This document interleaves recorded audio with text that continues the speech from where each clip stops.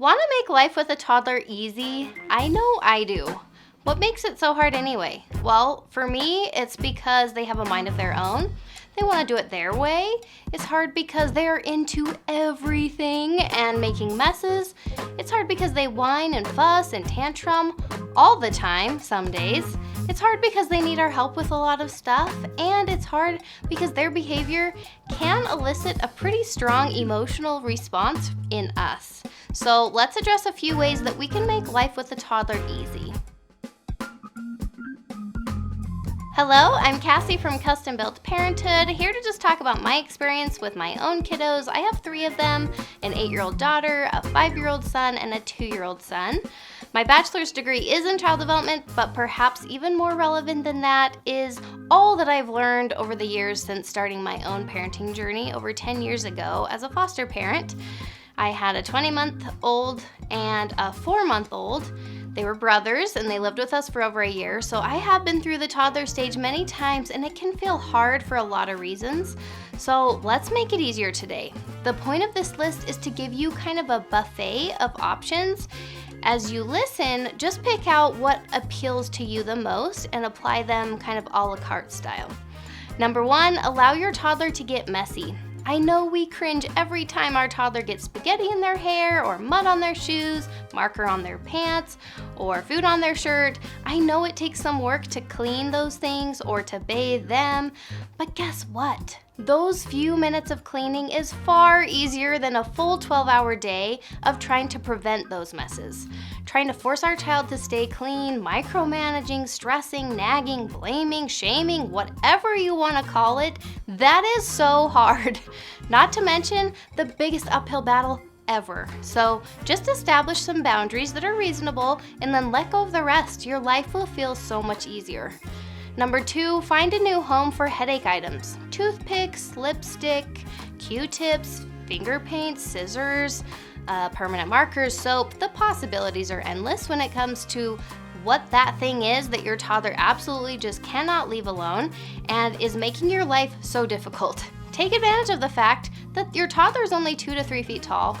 So I know it feels a little less convenient each time you go to use those items, but it just takes a little bit of time up front to rearrange and reorganize, but just see it as an investment for a happier, easier future. Number 3, consider your toddler going screen-free. People might be going crazy hearing me say this, but just hear me out for a second. I honestly have nothing against screens. As long as your toddler is over 2 years old, if it's working for you to just do the recommended maximum 1 hour a day, sitting and watching with your toddler, that's great.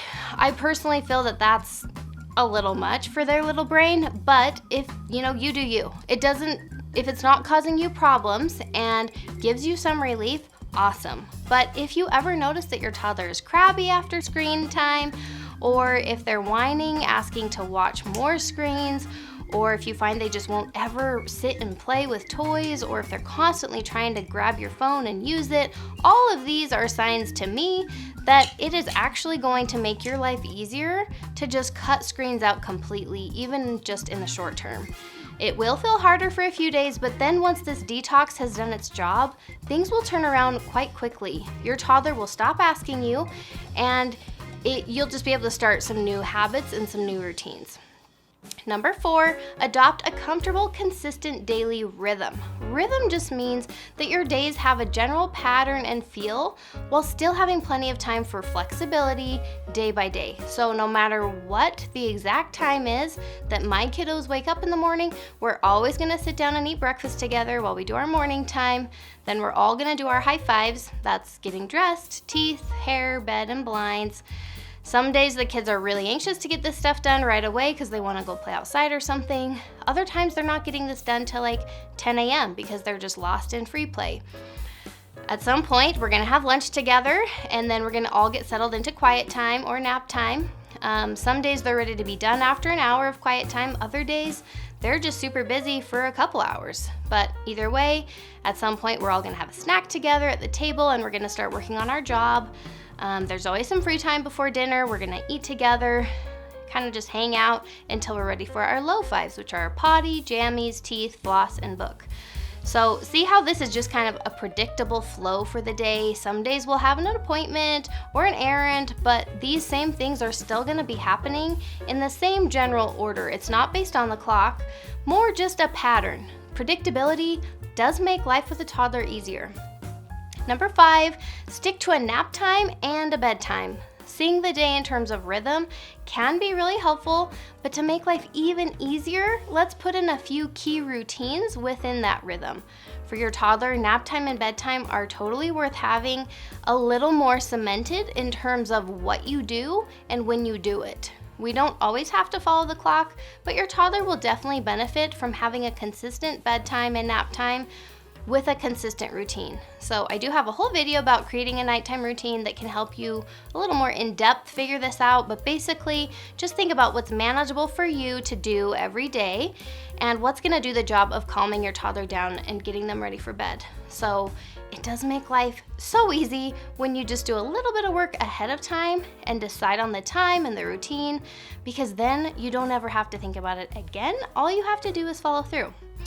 Number 6, minimize the number of items in your home. I will just direct you straight to the Minimal Mom here on YouTube if this is sparking any interest, but I will just speak from my own experience because let's face it, our toddler is a little tornado, right? And the math is simple. The less stuff you have, the less messes you're gonna have to clean up. So I don't go crazy, but I do just make sure that every item in my house is serving us enough to make it worth my time to manage it. Number 7, stop trying to control what your toddler eats. Research has shown that it's never the right approach to try to force your kid to eat something, not to mention the headache of that huge battle. We have all been there. The phrase to remember is adults decide what to serve and kids decide what goes in their bodies. So a few implications that I'll just throw out there for what this could look like. Every plate you offer your kid should have at least one safe food or something that they like. There aren't any other options about what you'll fix them instead. So there's no like peanut butter sandwich default option when they don't like the dinner. And the kitchen isn't open all day long. So meal and snack times are determined by us, and then we get to choose what options are offered during those times. And then we get to say that the kitchen is closed any other times. Our life will be so much easier if we can master these concepts and be consistent so that our kids just get that message. Number 8, end the conflict over treats. Even with number 7 that we just talked about mastered for meals and snacks, what about the treat drama? Am I the only one here? Such drama. We might be the problem using them as bribes or rewards or punishments, which obviously translates to our kids not having the greatest relationship with food and us having a headache over all of their whining that they're gonna be doing because they just want treats all the time. Or maybe treats are kind of just a free-for-all, which is leading to your kid never eating real food, which leads to all sorts of problems too, right? So all we have to do is start serving treats as part of the meal. Again, the research shows that it's best to simply educate our kids on what food is and what it does for our bodies. Treats can just be another part of the meal. So they have some chicken, some apples, some rice, and an Oreo cookie all on their dinner plate, and there is zero judgment, pressure, or comments on what your toddler chooses to eat, in what order they choose to eat it, or how much. We are just going to enjoy mealtime together regardless of what people are or aren't choosing to eat. This makes life so much easier. All right, number 9, learn how to effectively handle a tantrum. Toddler tantrums make our life so hard, don't they? It can be dozens of times a day sometimes. Our toddler just melting down over every little thing. You can check out my video that I did on tantrums to learn how I deal with it. Basically, my general formula is what I like to call the ABCs. Acknowledge what your toddler is feeling, tell them the boundary, and then give them a choice. The key to handling tantrums is to not let yourself get emotionally involved. We can't take it personally or get too worked up over our toddler doing exactly what we think they should be doing. Sorry to say, it's totally normal and healthy for our toddler to act this way. And we're teaching them, as we're responding appropriately, a better way to handle it in the future that over time will start sinking in, believe it or not. Number 10, let's end clothing drama. Buy an intentional wardrobe and stop caring about what your kid chooses to wear. I've got a whole video about this as well. I will link it. So just make sure that, you're giving them the options that are acceptable, and then just let them choose, let them get themselves dressed, and just stop worrying about what other people might be thinking or anything like that. Just let them dress themselves. Okay, I would love to hear what makes your toddler life stage right now so hard. What have you found that makes it easier? I am so grateful that you joined me today. You are all doing an amazing job, and we'll see you next time.